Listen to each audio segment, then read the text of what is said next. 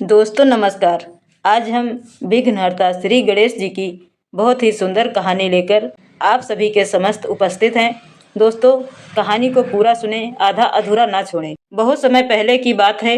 एक छोटे से गांव के किनारे एक घना जंगल था, जहां रोज सुबह सुबह भगवान गणेश पूजा ग्रहण करने के लिए धरती पर आते थे। गांव वाले बड़े प्रेम से मोदक, लड्डू, दूध और धूप दीप अर्पण करते थे और गणेश जी भी उनके मन की बातें समझकर उन्हें सुख समृद्धि का आशीर्वाद देते थे।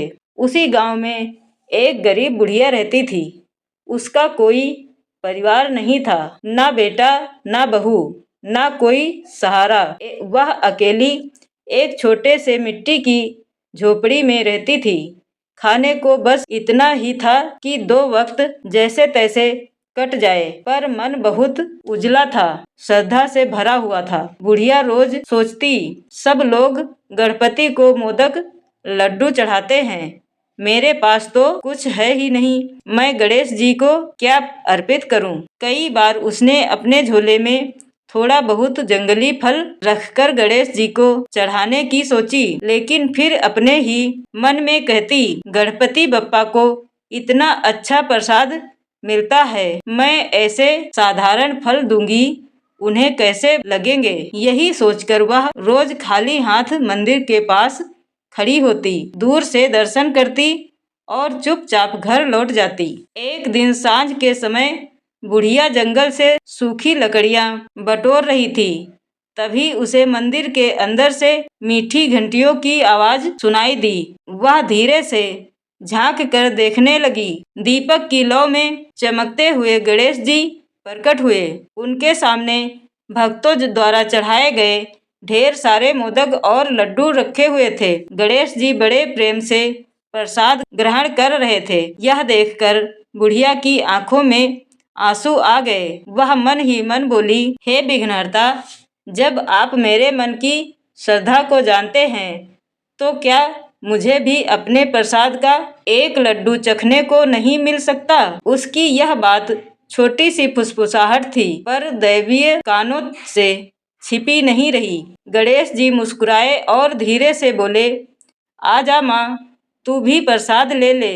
भक्ति में अर्पण का नहीं, मन का मेल होता है। बुढ़िया घबरा गई। उसे विश्वास नहीं हुआ कि गणेश जी उससे बात कर रहे हैं। वह कांपते कदमों से भीतर गई और हाथ जोड़कर खड़ी हो गई। गणेश जी ने मोदक उठाकर उसके हाथ में रखा।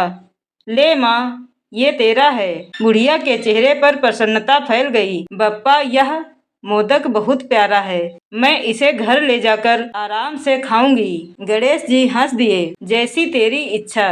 बुढ़िया मोदक को अपनी ओढ़नी में बांधकर रख ले आई। रास्ते भर वह सोचती रही कि भगवान ने इतने प्यार से जो प्रसाद दिया है, उसमें जरूर कोई खास शक्ति होगी। घर पहुंचकर बुढ़िया मोदक खाने बैठी, लेकिन जैसे ही उसने पहला कौर खाया, उसकी आंखें फैल गईं। मोदक खत्म होने के बावजूद उसकी थाली में एक नया मोदक आ गया। वह हैरान रह गई। अरे, ये तो चमत्कार है। वह मोदक खाती रही और हर बार एक नया मोदक उसकी थाली में आ जाता।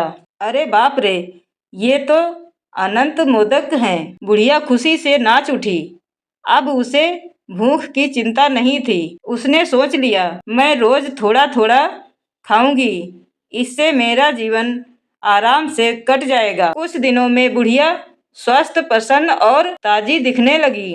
उसकी झोपड़ी से लड्डुओं की मीठी खुशबू आने लगी। पड़ोसियों को शक हुआ, ये बुढ़िया अचानक इतनी खुशहाल कैसे हो गई? इसके पास इतना खाना कहाँ से आ रहा है?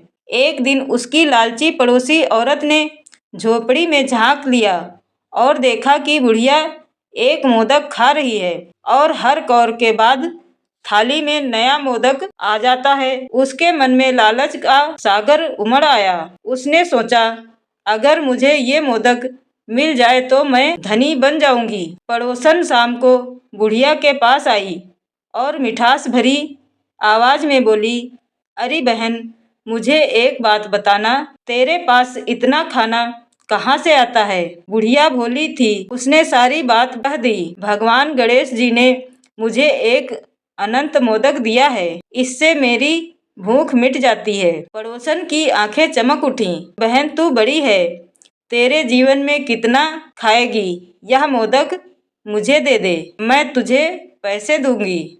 बुढ़िया बोली, नहीं बहन, यह भगवान का दिया है, मैं किसी को नहीं दूंगी। लेकिन लालची पड़ोसन रोज रोज दबाव डालती रही। एक दिन बुढ़िया बीमार सी लगी तो पड़ोसन ने मौका देखकर उसका मोदक चुरा लिया। पड़ोसन अपने घर गई और मोदक खाने बैठी, पर जैसे ही उसने एक कौर लिया, मोदक की जगह थाली में कठोर पत्थर आ गिरा। वह चीख उठी, अरे ये क्या है? दूसरा कौर लिया, फिर पत्थर, तीसरा कौर लिया, फिर पत्थर, पूरी थाली में पत्थरों से भर गई। तभी झोपड़ी में बिजली की तरह प्रकाश फैला।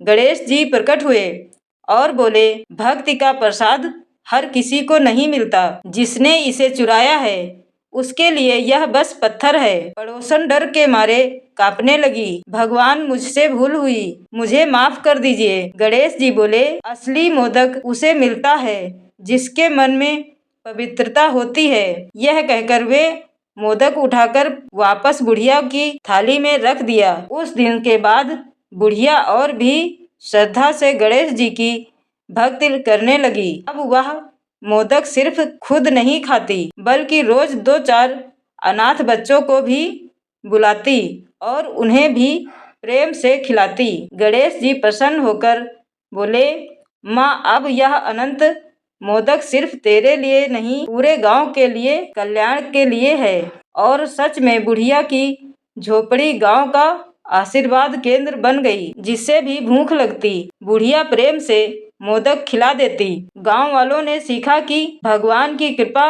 लालच से नहीं, सच्चे मन और दया से मिलती है। भक्ति में मन का सच्चापन सबसे बड़ा होता है। भगवान की कृपा तभी मिलती है जब दिल स्वच्छ हो। लालच से मिला हुआ प्रसाद भी पत्थर बन जाता है। दया और बांटने का भाव ही असली समृद्धि है। हे गणेश भगवान, जो भी सच्चे मन से आपकी आराधना करे, उसको बुढ़िए की तरह ही अपना आशीर्वाद देना और अपनी कृपा बनाए रखना। जय श्री गणेश। दोस्तों, हम मिलेंगे एक और नई कहानी के साथ। तब तक के लिए नमस्कार, धन्यवाद।